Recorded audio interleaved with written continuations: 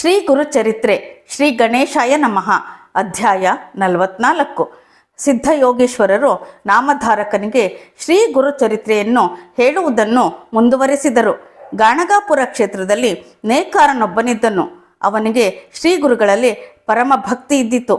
ನಿತ್ಯವೂ ಆತನು ತನ್ನ ಕಾಯಕವನ್ನು ಮಾಡುತ್ತಾ 3 ಹೊತ್ತು ಗುರುಮಠಕ್ಕೆ ಬಂದು ಗುರುಸೇವೆಯನ್ನು ಮಾಡುತ್ತಿದ್ದನು. ಶ್ರೀ ಗುರುಗಳಿಗೆ ವಂದಿಸುವ ಬದಲು ಮಠದ ಅಂಗಳವನ್ನು ಸ್ವಚ್ಛಗೊಳಿಸುತ್ತಿದ್ದನು. ಹೀಗಿರುವಲ್ಲಿ ಶಿವರಾತ್ರಿಗೆ ಅನೇಕ ಭಕ್ತರು ಶ್ರೀಶೈಲ ಕ್ಷೇತ್ರಕ್ಕೆ ಯಾತ್ರೆಗೆಂದು ಹೊರಟರು. ನೇಕಾರ ತಂದೆ ತಾಯಿ ಬಂಧುಗಳು ಸ್ನೇಹಿತರು ಹೀಗೆ ಊರೇ ಶ್ರೀಶೈಲಕ್ಕೆ ಹೊರಟು ನಿಂತರು. ನೇಕಾರನ ಮನೆಯವರು ಅವನನ್ನೂ ಶ್ರೀಶೈಲಕ್ಕೆ ಬರುವಂತೆ ಒತ್ತಾಯಿಸಿದರು. ಆದರೆ ಅವನು, ನಾನಿರುವ ಈ ಸ್ಥಳವೇ ಶ್ರೀಶೈಲ, ನನ್ನ ಗುರುಗಳೇ ನನ್ನ ಮಲ್ಲಿಕಾರ್ಜುನ, ನಾನು ನಿಮ್ಮೊಡನೆ ಬರಲೊಲ್ಲೆ ಎಂದು ಹೇಳಿದನು. ನೇಕಾರನೊಬ್ಬನನ್ನು ಉಳಿದು ಮಿಕ್ಕವರೆಲ್ಲ ಶ್ರೀಶೈಲಕ್ಕೆ ಹೊರಟರು. ಮರುದಿನ ನೇಕಾರನು ಎಂದಿನಂತೆ ಗುರುಮಠಕ್ಕೆ ಬಂದನು. ಅವನನ್ನು ಕುರಿತು ಶ್ರೀ ಗುರುಗಳು, ಅಯ್ಯ, ಊರಿನ ಜನರೆಲ್ಲ ಶ್ರೀಶೈಲಕ್ಕೆ ಹೋಗಿದ್ದಾರೆ, ನೀನೇಕೆ ಹೋಗಲಿಲ್ಲ ಎಂದು ಕೇಳಿದರು.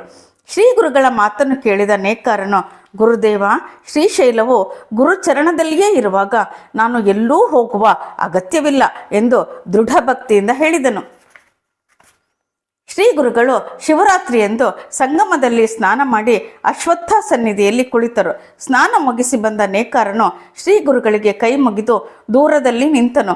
ಅವನನ್ನು ಕಂಡು ಗುರುಗಳು, ಅಯ್ಯ, ಶ್ರೀಶೈಲವನ್ನು ನೀನು ಈ ಮುಂಚೆ ಕಂಡಿರುವೆಯಾ ಎಂದು ಕೇಳಿದರು. ಆತನು ಇಲ್ಲವೆಂದು ಉತ್ತರಿಸಿದನು. ಆಗ ಶ್ರೀ ಗುರುಗಳು, ಸರಿ, ಹಾಗಾದರೆ ಇಲ್ಲಿ ಬಾ, ಶ್ರೀಶೈಲವನ್ನು ನಾವು ನಿನಗೆ ತೋರಿಸುತ್ತೇವೆ. ನಿನ್ನ ಕಣ್ಣುಗಳನ್ನು ಗಟ್ಟಿಯಾಗಿ ಮುಚ್ಚಿ ಈ ಪಾದುಕೆಗಳನ್ನು ಬಿಡು ಎಂದರು ಶ್ರೀ ಗುರುಗಳು. ಕಣ್ತೆರೆದು ನೋಡಿದ ನೇಕಾರನಿಗೆ ಆಶ್ಚರ್ಯ.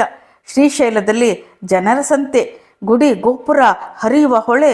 ಶ್ರೀ ಗುರುಗಳು, ನೀನು ಸ್ನಾನ ಮಾಡಿ ದೇವರ ದರ್ಶನ ಪಡೆದು ಬಾ ಎಂದು ಆಜ್ಞಾಪಿಸಿದರು. ನೇಕಾರನು ಸ್ನಾನ ಮಾಡಲು ಹೊಳೆಯತ್ತ ನಡೆದನು. ದಾರಿಯಲ್ಲಿ ಅವನ ತಂದೆ ತಾಯಿ ಬಳಗದವರು ಅವನನ್ನು ಕಂಡು ಆಶ್ಚರ್ಯದಿಂದ, ನೀನು ಇಲ್ಲಿಗೆ ಹೇಗೆ ಬಂದೆ ಎಂದು ಕೇಳಿದಾಗ, ಗುರುಕೃಪೆಯಿಂದ ನಾನಿಲ್ಲಿಗೆ ಬಂದೆ ಎಂದನು. ಅವನು ಅವರ ಬಗ್ಗೆ ತಲೆ ಕೆಡಿಸಿಕೊಳ್ಳದೆ ಬೇಗ ಸ್ನಾನವನ್ನು ಮುಗಿಸಿ ಮಲ್ಲಿಕಾರ್ಜುನನ ದರ್ಶನಕ್ಕೆಂದು ಹೊರಟನು. ಗುಡಿಯಲ್ಲಿ ಶಿವಲಿಂಗಕ್ಕೆ ಬದಲಾಗಿ ಶ್ರೀ ಗುರುಗಳೇ ಅವನಿಗೆ ಕಂಡರು. ನಮಸ್ಕಾರ ಮಾಡಿದ ಅವನು ಪ್ರಸಾದ ಪಡೆದು ಶ್ರೀ ಗುರುಗಳತ್ತ ನಡೆದನು. ಶ್ರೀ ಗುರುಗಳಿಗೆ ನಮಸ್ಕರಿಸಿ, ಗುರುದೇವ, ಸ್ವಾಮಿಯ ಬದಲು ನಾನು ನಿಮ್ಮನ್ನೇ ಅಲ್ಲಿ ಕಂಡೆನು. ಪ್ರತ್ಯೇಕ ಲಿಂಗವನ್ನಂತೂ ನಾನು ಕಾಣಲಿಲ್ಲ. ಗುರು ಸನ್ನಿಧಿಯನ್ನು ಬಿಟ್ಟು ಕಷ್ಟಪಟ್ಟು ಇಲ್ಲಿಗೆ ಬರುವ ಜನರು ಎಷ್ಟು ಮೂರ್ಖರು. ನಿಮ್ಮ ಮಹಿಮೆ ಈ ಜನಗಳಿಗೆ ತಿಳಿಯದೇ ಹೋಯಿತಲ್ಲ ಎಂದನು. ಶ್ರೀ ಗುರುಗಳು, ಭಗವಾನ್ ಶಂಕರನು ಎಲ್ಲೆಡೆ ಇದ್ದರೂ ಕ್ಷೇತ್ರ ಮಹಿಮೆ ಎನ್ನುವುದು ಇರುತ್ತದೆ ಎಂದು ಶ್ರೀಶೈಲ ಕ್ಷೇತ್ರ ಮಹಿಮೆಯನ್ನು ನೇಕಾರನಿಗೆ ವಿವರಿಸಿ ಹೇಳಿದರು. ಕೃತಯುಗದಲ್ಲಿ ಶೂರನೂ ಕಾಮಿಯೂ ಮಾಂಸಭಕ್ಷಕನೂ ಆಗಿದ್ದ ವಿಮರ್ಶಣನೆಂಬ ಬೇಡ ದೊರೆಯಿದ್ದನು. ಈತನ ಮಹಾಶಿವಭಕ್ತನೂ ಆಗಿದ್ದನು. ಈತನ ಪತ್ನಿ ಕುಮುದ್ವತಿ ಪತಿವ್ರತೆ ಹಾಗೂ ಶಿವಭಕ್ತೆ. ಆಕೆ ಒಮ್ಮೆ ಪತಿಯನ್ನು, ಸ್ವಾಮಿ, ಅನೇಕ ದುರ್ಗುಣಗಳಿದ್ದರೂ ಇನ್ನೂ ಶಿವಭಕ್ತಿ ನಿಮ್ಮಲ್ಲಿ ಉಳಿದಿರುವ ಕಾರಣವೇನು ಎಂದು ಪ್ರಶ್ನಿಸಿದಳು. ಅವನು ತನ್ನ ಪೂರ್ವ ವೃತ್ತಾಂತವನ್ನು ನೆನಪಿಸಿಕೊಂಡು ಹೆಂಡತಿಗೆ ಹೇಳಿದ. ಹಿಂದೆ ನಾನು ನಾಯಿ ಜನ್ಮವನ್ನು ತಳೆದಿದ್ದೆ. ಆ ಸ್ವಭಾವವು ನನ್ನಲ್ಲಿ ಇನ್ನೂ ಉಳಿದಿದೆ. ನೀನು ಆಗ ಪಾರಿವಾಳವಾಗಿದ್ದೆ.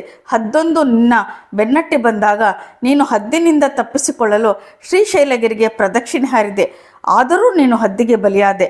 ಆದರೆ ಶ್ರೀಶೈಲಗಿರಿಗೆ ಪ್ರದಕ್ಷಿಣೆ ಮಾಡಿದ ಫಲದಿಂದಾಗಿ ರಾಜಪತ್ನಿಯಾಗಿ ಈಗ ಬಂದಿರುವೆ. ಪತಿಯ ಮಾತನ್ನು ಕೇಳಿದ ಕುಮುದ್ವತಿ ತಮ್ಮ ಮುಂದಿನ ಜನ್ಮದ ಬಗ್ಗೆ ಹೇಳಿರೆಂದು ಆಗ್ರಹಪಡಿಸಿದಳು. ಆಗ ಬೇಡ ರಾಜನು, ಮುಂದೆ ನಾನು ಪಾಂಡ್ಯ ದೇಶವನ್ನು ಪದ್ಮವರ್ಣನೆಂಬ ಹೆಸರಿನಿಂದ ಆಳುವೆನು. ಆಗ ಸುಮತಿ ಎಂಬ ಹೆಸರಿನಿಂದ ಹುಟ್ಟುವ ನೀನು ನನ್ನನ್ನೇ ವರಿಸುವೆ.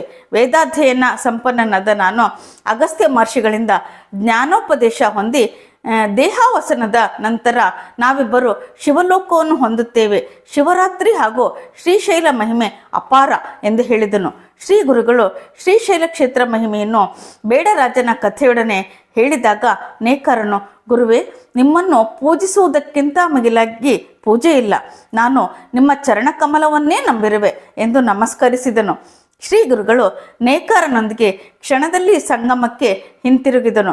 ನೇಕಾರನು ಶ್ರೀಗಳು ಅರುಹಿದ ಶ್ರೀಶೈಲ ಕ್ಷೇತ್ರ ಮಹಿಮೆಯನ್ನು ಎಲ್ಲರಿಗೂ ತಿಳಿಸಿದನು.